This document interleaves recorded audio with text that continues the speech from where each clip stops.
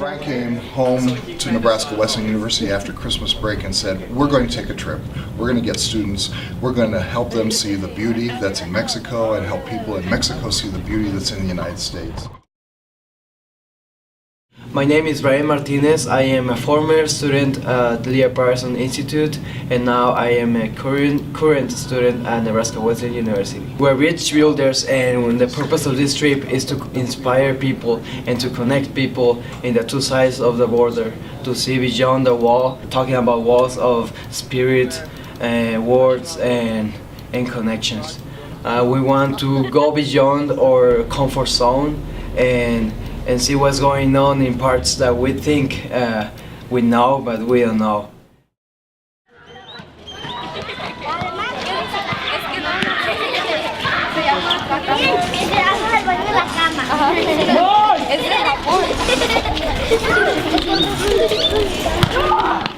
La mayoría son niños que vienen de hogares destruidos.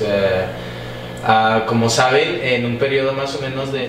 So, since from 2008 to 2012, there was a lot of violence here in Juárez, and a lot of these kids come from destructive houses. Like, some of their parents have been murdered, some are single moms and don't have support, and a lot of them are just, they come from violent homes and stuff. So 36 to 38 families. And with the 84 kids constantly. What happens is Sunday they come to church with the moms, and then momento, por favor. When they come after church, they come into the home. Sunday's kind of a free day for them, and they get fed. And then Monday through Friday they go to school. Right. They have breakfast, lunch, dinner. Right. Hot showers, and we have caregivers around the clock that take care of them. These kids have a strong potential. Like, when I saw out there, it was beautiful. They were just so full of love. They were so happy to see you, and they weren't afraid to speak their mind, and that's what's amazing. The fact that they have that confidence to say what's on their mind, to get to know you and give you a hug. Like, I don't know, the world needs more love, and these kids, like, especially with the programs you have, the clubs and stuff, they can express themselves, and I feel like they can go really far.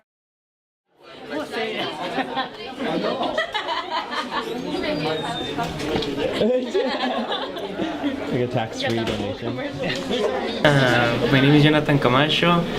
I'm a senior right now, and well, I'm surprised to see you all here because I know Brian a little bit. We were really good friends when he was here, and we keep it. We're in touch with each other. Yeah, I'm a senior right now. I've been applying to many different colleges, and I'm really excited to go into college. I like seeing a group like you all being here. I want to do the same. It's excited for me.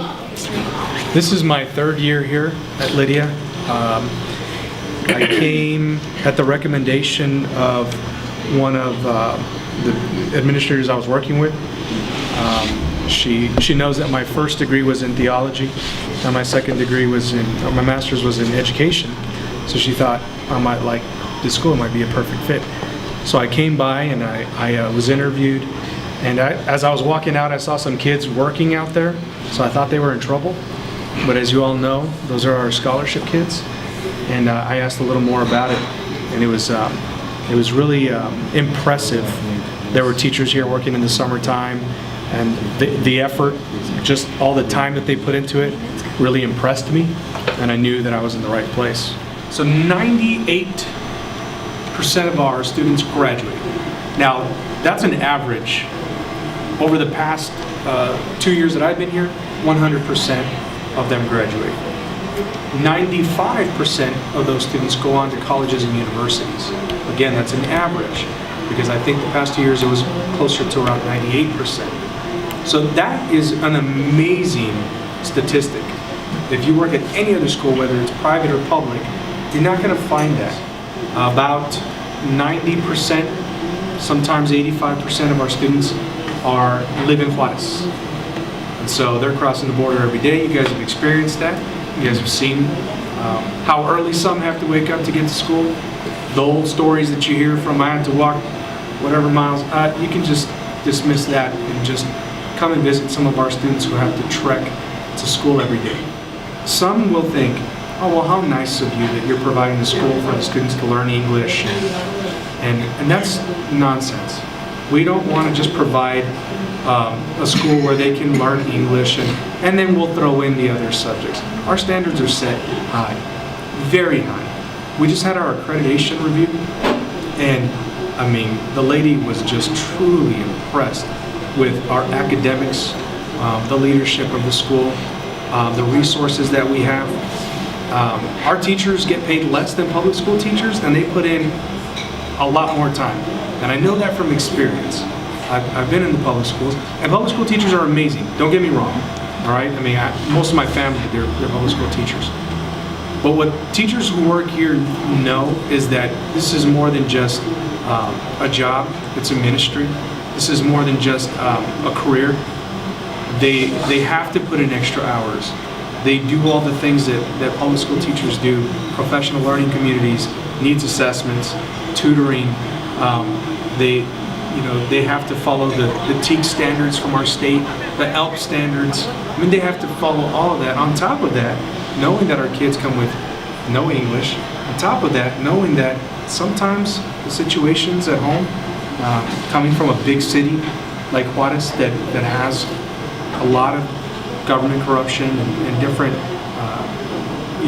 drug lord problems over the years that are off and on, that they have to bring that baggage over here, and this becomes their sanctuary. It becomes a sanctuary. But I want to emphasize that this is not just minimal and let's learn English.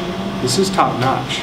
They get great SAT scores, PSAT scores, and so anybody will tell you.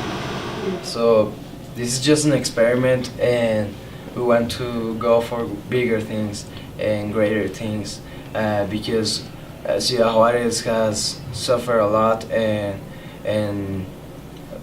they need us. They need people, and to go back to the city that it used to be. And there's wonderful people that you will meet.